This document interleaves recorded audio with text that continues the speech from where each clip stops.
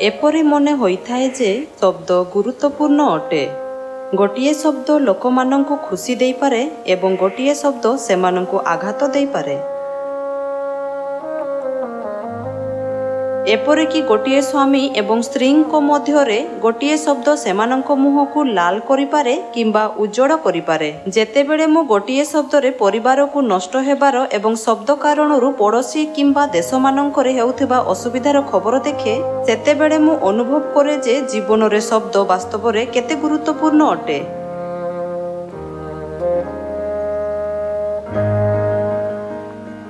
विश्वासर जीवन जापन रे शब्द गुड़िक अधिक गुरुत्वपूर्ण अटे। आदि पुस्तक अनुजाई आदमंक समयरू शैतानर गोटिए शब्द मृत्युर कारण होइथिला। जेतेबेले कि परमेश्वर ताहांको वाक्य द्वारा जीवन देई अछंती जहा एही इतिहासर आरंभ को चिन्हित करिथाए। परमेश्वर ज्योति अटंती एवं आपण ज्योतिर संतान अटंती। आलोकर संतानगण भावरे आपणଙ୍କୁ आपणा समस्त कार्य परमेश्वरଙ୍କ गौरव प्रदर्शन करुथाई दयालु और पवित्र हेबा उचित। बाइबल कही थाए जे आंभମାନଙ୍କ मुखरू कौनसी कुवाक्य निर्गत न हेउ बरंच आवश्यकता अनुसार निष्ठाजनक वाक्य निर्गत हेउ जेपरि ताहा श्रोता मानक अनुग्रह पक्षरे हितजनक हुए। अंधकार रे आंभମାନଙ୍କର निज इच्छा को अनुसरण करिबा परिवर्ते आंभମାନଙ୍କୁ सावधानतार सहित आंभମାନଙ୍କର शब्द गुड़ी को देखिबा उचित एवं अपना कार्य को विनम्र करिबा आवश्यक। कमल उत्तर क्रोध को दमन करे मात्र कटुवाक्य कोप जन्माए। अन्यमानंकु उत्तेजित करुथिबा शब्द गुड़ी को व्यवहार करिबारु निजकु रोकिबा एवं एहा परिवर्ते सम्मान देबा उत्साह देबा एवं आनंद प्रदान करुथिबा शब्द गुड़ी को कहिबा द्वारा आपण अन्यमानंक मध्यरु क्रोध को दूर करि पारिबे। आमे केवल एपरि शब्द कहिबा उचित नुहे जहा आम पई आनंद आनी थाए बरं सेही शब्द मध्य कहिबा उचित जहा श्रोतांकु आनंद देई थाए। जेतेबेले आंबे माने अन्यमानंक हृदय को आनंदित करू सेतेबेले सेमाने सत्य को शुणिबे एवं जे माने दुर्बल अटंती सेमानंक विश्वास वृद्धि पाई पारे। शब्द द्वारा आघात प्राप्त हेबा आंभमानंक विश्वासर जीवन रे एक गुरुत्वपूर्ण विषय अटे। जदि जणे निज विश्वास को बजाय रखिबा पई चेष्टा करिबा समय रे दुखदायक शब्द हेतु चर्च रे जोग देबारु निरुत्साहित होइथाए तेबे एहा एपरि अटे जे गोटिए शब्द ताहार आत्मा को नष्ट करि देई अछि। आंभे माने जानिबारे सक्षम हेबा उचित जे आंभमानंक कथा आघात देई पारे किंबा आनंद आनी पारे।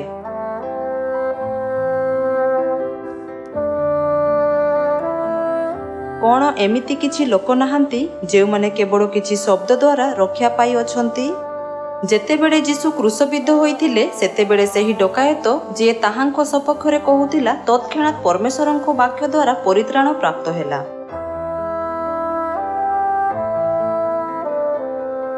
एहीपरि दयालु भावरे कहिबा द्वारा आपण अनेक आत्मांको रक्षा करि पारिबे।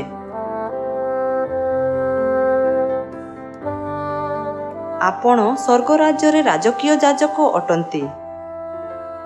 राजा मानंकर राजा परमेश्वरंको संतान भावरे आपणଙ୍କୁ आपणा वाक्यरे ओ कर्मरे पवित्र हेबा उचित। एही पृथ्वी रे सम्मानित हेबा निमंते अनेक जिनिस अछि जहा पई आत्मसंयम रखिबा आवश्यक।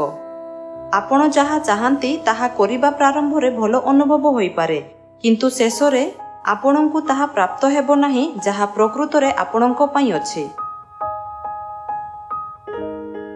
जदि आपण परमेश्वरंको वाक्य पालन न करंती तेबे आपण एक विशाल धन हराई देबे।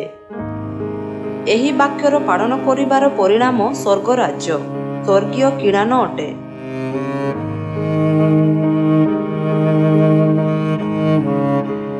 जेतेबेले परमेश्वर इस्राएलिय मानंकु किणान देश को नेतृत्व देउथिले सेतेबेले सेमाने अनेक अभियोग करिथिले। कौन परमेश्वरंको उद्देश्य एहा नथिला जे सेमानंकु 40 वर्ष पर्यंत मरुभूमि रे नहीं जांतु एवं शेषरे सेमानंकु आशीर्वाद प्रदान करंतु। आंभे माने मनरे अभियोग रखिबा उचित नुहे। आंभमानंकु भविष्यवाणी उपरे विश्वास करिबा उचित एवं कृतज्ञ हेबा उचित। ଆସନ୍ତୁ ଆମେ ସୁନ୍ଦର ଶବ୍ଦ କହିବା ଏବଂ ଏପରି ଲୋକ ହେବା ଯାହାଙ୍କର ପାଦ ସୁନ୍ଦର ଅଟେ।